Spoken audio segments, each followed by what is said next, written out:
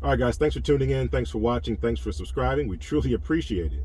We're back at it with another series of videos where we get real-world reactions to full self-driving. Real people giving their opinions on full self-driving after having experienced it. We're not talking about analysts who look at videos online or who look at it from afar and give their take on it. We're talking about real people having experienced the latest iteration of Tesla's full self-driving beta, and then telling us what they think in terms of how far Tesla is from achieving their goal of full autonomy. So stay tuned for that.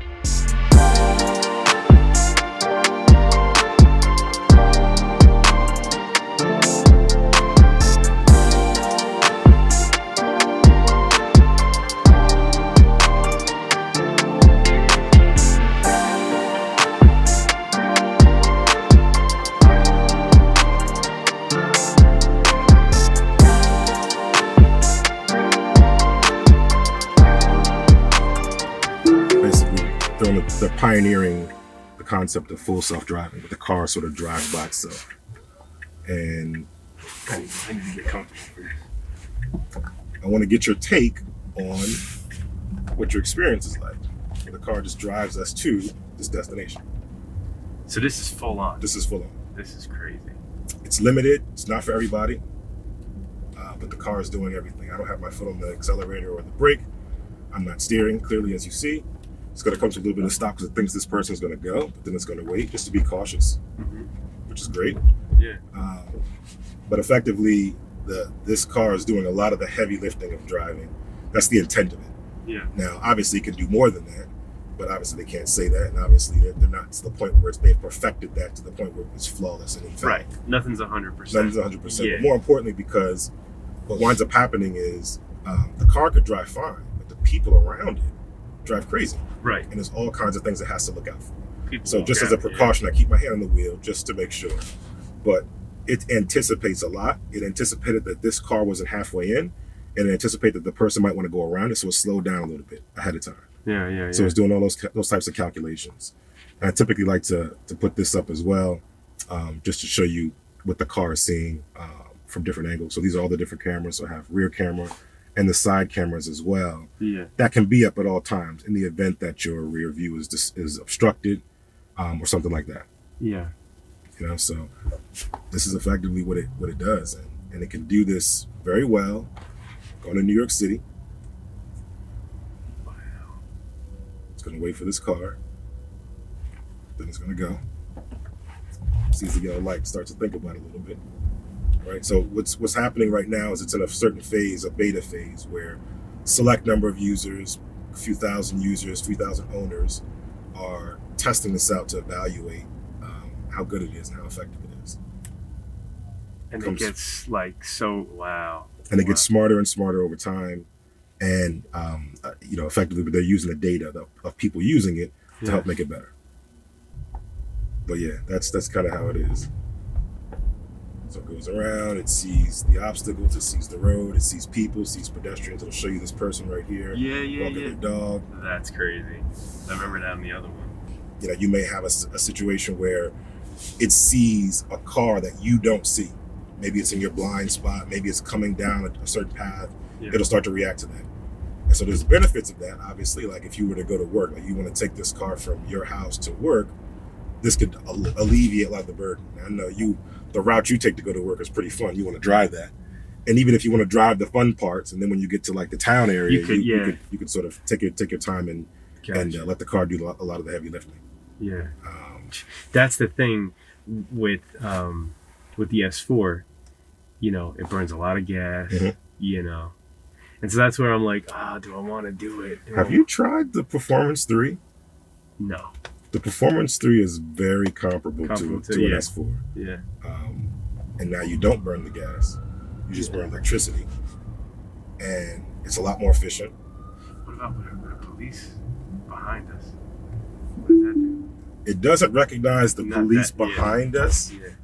Not yet. It does recognize police in front of us. Oh, okay. So if a police car was like parked on the side of the road, it would recognize its ability to, you know, sort of pull over. And so by you doing that, then it goes from that to you manually. It's a transition. And then it actually goes back to right. So when I can take over at any point in time, just to give you the flexibility and freedom, but I can also re-engage it at any time as well. Mm. So if that police car was ahead of us in the middle of the road, it would know to stop and wait for it, or stop and figure out a path around it to maneuver around it. Because police officers double park on the side of the road. It'll go around it. It won't hit it. There was issues before where on the highways, if a car was sort of a fire truck or police car was double parked over the line, the system couldn't see it, and you had people crashing into those things. Now this version of the software is such that we don't have that issue anymore. You don't have that issue anymore. Okay, so it has a camera up here tracking my eyes to make sure I'm looking at the road, and then it has sensors in the wheel to make sure that I'm actually active and paying attention. I can also adjust the speed if I want to go a little faster than the speed that it's going, but right now it's set to just the limit. And again, just giving you visibility of what's going on around you at all times. So pretty smooth drive right now. It's gonna veer off right here pretty crazily because it doesn't know how to make that turn just yet. Yeah. But like I said, I can take over at any time. That's a good example because those are scenarios that sometimes people mess up. People don't know which way to go. Oh, I'm going to go that way or the left or the right. They're unsure. So this is a scenario where this needs to be taught how to deal with that type of scenario. And again, re-engage and engage. Where this shines is highways. Oh, of course. 280, 78, 95, Parkway, all that stuff. This is beautiful.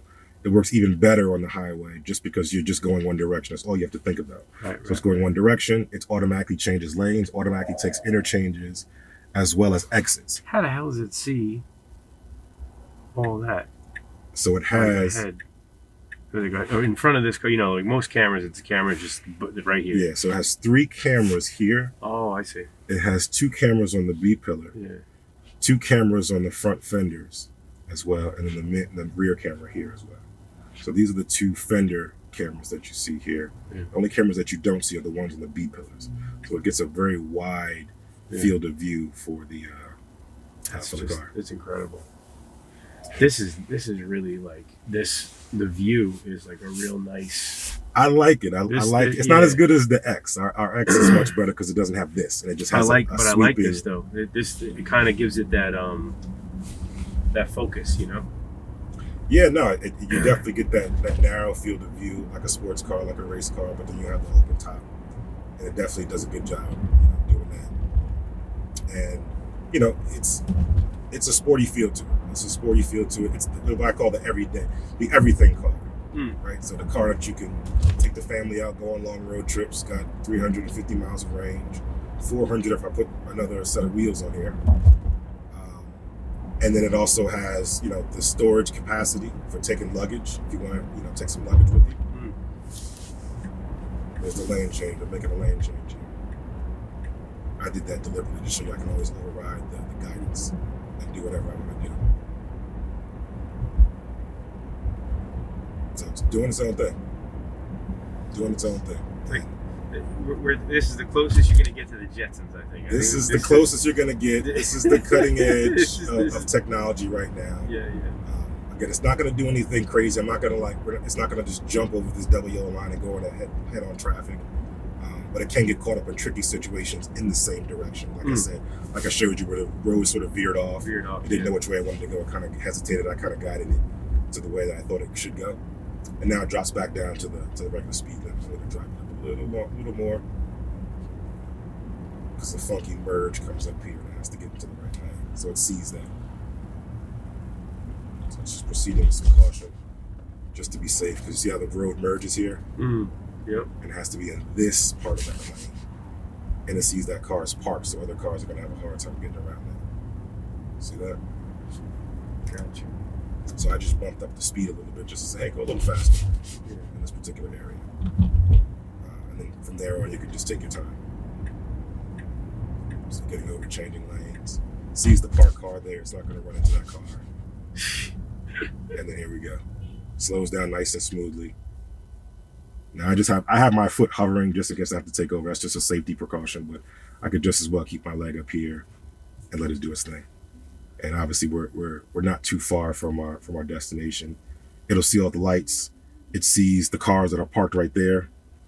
It sees the double yellow lines. It sees the red as the curb. So it's to say I can absolutely never go over those curbs. Yeah. So you don't have to worry about running over the curb or jumping over and hitting a pedestrian. But this is like the cutting edge of technology. And, other companies are trying to catch up. They're trying to play catch up. Yeah. Not quite there yet. And again, this is going to seem closer than you normally would get to these cars, but so I keep my hand on the wheel just in case. Yeah. Just in case. And again, not just in case of the car, just in case people, like somebody opens the door really quickly. What happens? Right. Yeah. Can the car react? Maybe it can, maybe it can't. But I know I can react. So I can be in a position to take over. So when we take long road trips, this is what we use to get us there. And if we go here to Virginia, it's no problem. We go straight there. All this happens automatically except for the standardized toll booths. The high-speed toll booths, like Easy Pass, high-speed ones that go straight through. But the ones we have to kind of go down at 15 miles an hour, that's where it's not trained to handle right now because it's not trained to go through, confined lanes to like an open funnel, and you have to pick your lane. It doesn't know how to do that. It'll tell you hey, toll booth ahead, please take over. But this is effectively where technology is going. It's crazy. This is where technology is going. I'm blown away at the fact that it can sense all this, because it's a sensory overload just in general for a person. Exactly. Never mind. And it just shows you how complex and crazy the human mind and the human brain is to be able to calculate and compute things. Yeah. And we only have two lenses, effectively, 2 cameras, and this has 8 cameras, and it has to be able to navigate this whole world. So the future for where Tesla's trying to go with this specifically is one where you could send your car to pick someone up. Yeah. And they'll come, they'll open the door, they'll get in the back seat, and then you take off. And they want to be able to monetize that into what they call a robo-taxi. While you sleep, you buy the car, but while you sleep, your car can be out doing Uber runs for you.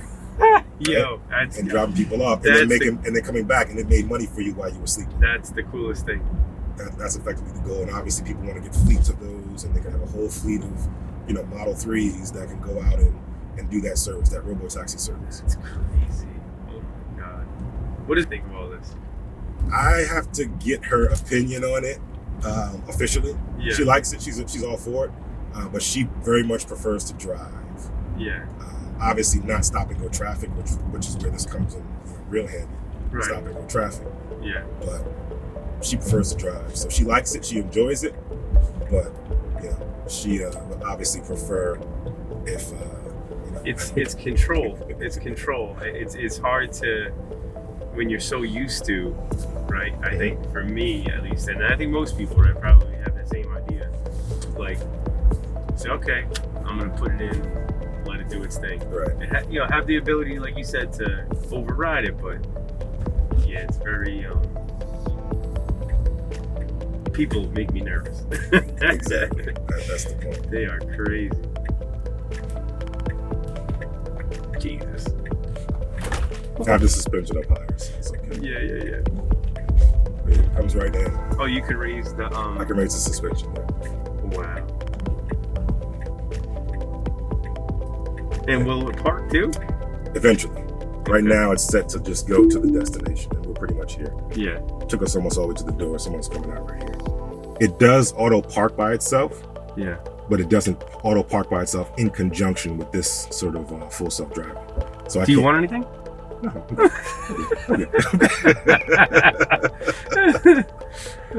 So having seen that, how far off do you think Tesla is at achieving what they call full autonomy?